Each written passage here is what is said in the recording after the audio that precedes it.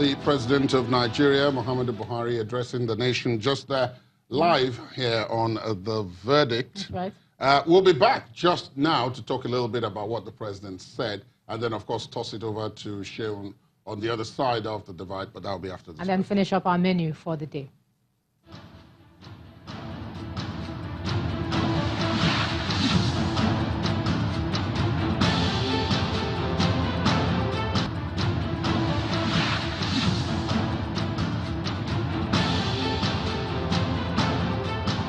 All right, thanks for staying tuned. The President and Commander-in-Chief of the Armed Forces, Muhammadu Buhari, spoke to the nation just a couple of minutes ago, I understand. Just under 20 minutes, That's the rough calculation of the length of the speech. Ijoma, you have some of the highlights. I know he spoke about security. Security, which is on everybody's mind, and he talked about the fact that he will try, the administration will try to ensure that the elections take place in a safe environment. He was positive about the economy, saying that the only way to continue this momentum is to create more jobs. Talked about critical infrastructure, rail, seaports, and talking about creating more jobs in that area as well. And also saying that the economy has recovered from the recession completely and that the nation is back on track. Of course, also assuring the diplomatic community and foreign election observers of their safety, because that's been in the news quite a bit. That was a concern at the time. And also to make an appeal to the youth not to allow themselves to be used. So, yeah. Now, of course, we did touch on a number of these issues in the last 3 days before today. And it's lovely to hear that the President, of course, is also concerned, has heard about these concerns, and is able to reassure the country that the government is on top of it and is prepared to conduct a free, fair, and credible election. Now, Sheun, it's time to toss it to your side. But before we do that, because of the way the program began, we forgot to talk about today's topic, about what we're going to talk about today. And today it's all about the voter, and it's appropriate that the President took time out to speak to the country, essentially the voters. And so today we're taking a look at voter awareness, possible apathy, and participation in a keenly anticipated process that is just one day away. And also to remember that the hashtag for the program is #TheVerdict and #2019 elections. You're doing pretty good with sending us pictures, images, short videos as well. Not so great on telling us your name and location. So yeah, it would be fantastic if you can tell us that as well. So we expect you to hold up the PVC, just as you can see there.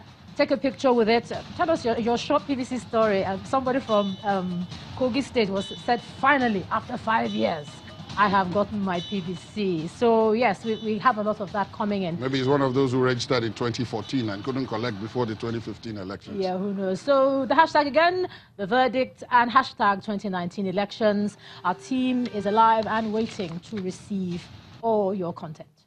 Now, having said that much, we'll come to that topic in a little while, as is our tradition. But for now, we'll cross over to the other side where Sheun Okibalo is standing by the magic board. And as usual, he also has a guest with him, a very interesting one tonight. Hi, Sheun. Thank you so much, Ladi and Ijoma, and welcome to this side of the divide, everyone. The verdict is going to be in another few days. Today is Thursday, the very last day anyone, political parties, politician can talk about vote for me, vote for our party. Today is that day we will cease talking about such things. And since we're talking about voter awareness, there is a foundation that came up with a poll. We cannot discuss the details of the poll, but we can also tell you some aspect of the poll. ANAP Foundation came up with this poll, and part of what they found out in the poll was the issue of voter apathy. In a moment, you'll see some of the details of the poll findings on your screen.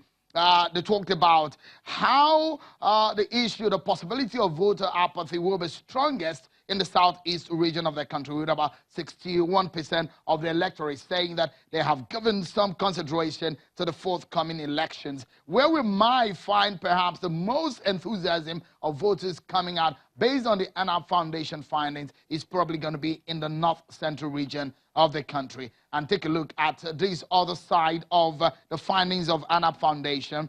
They talk about some of the reasons the respondents say they will be going out to vote, issues relating to continuity, issues relating to fight against corruption, integrity, improving security, helping the poor, preferred choice, changing governance, better economy, better governance, preferred choice, past political records, and the issues of restructuring. Ladi and Ijoma, we've been trying to break down what that poll is. We've been hearing a lot of poll, but, you know, there are restrictions by law on what we can talk about, especially on a critical day as this. Your quick reaction to ANAP Foundation's findings. Yeah, also very important to remember that polls are just perception, so it's in by no way the exact thing that is going to transpire. But what I found interesting was what the poll found about how many people are undecided, or what the perception of how many people are undecided is. 38%, you? Yeah, absolutely. They did consider that they cannot conclusively say, because of the issues of undecided voters, and I did show you yesterday how many student or possible first-time voters we might be seeing in this election. They're enormous. So we're waiting for INEC to give us full details of those who have collected their permanent voter cards. Lady and gentlemen, we will stop at that on the ANAP Foundation. Move quickly. It's going to be a crash program right here because I have my guest, and it looks so much we'll be listening to presidential candidates on a day like this, and I have two of them that will be talking to us tonight. So let's talk about some issues that you need to know. Interesting thing that I will later on get some of the reactions of my guests on the program tonight. But Ladi and Ijoma, like I say, figures, the facts don't lie. I will be dwelling on that. Ladi don't say anything with my mathematical prowess. Let me show you what we can tell you about some of the issue. Come on, don't mess around today. All right, okay. Is it the maths or the touch now, Sheo? No, it's a matter of some guys who are trying to play around with my intelligence with this. So I need to tell you, if you're looking at where these guys have their strength area, we have a lot of newcomers, outsiders in this election. Some of them, Faladro Toye, Kingsley Mohalu, Obi Ezekwesili, a host of them, they are newcomers. They call them outsiders in politics, coming into the race. But we're looking at those who have been traditional politicians, some of them who have run at least 2 times in this race, and it's going to be some of those who have in the political parties, and majorly these guys have their strongholds in some of the countries of the Federation. So we look at the APC, the PDP, and APGA, and if you look at them, look at the red colors at the APC, and the green colors are the PDP.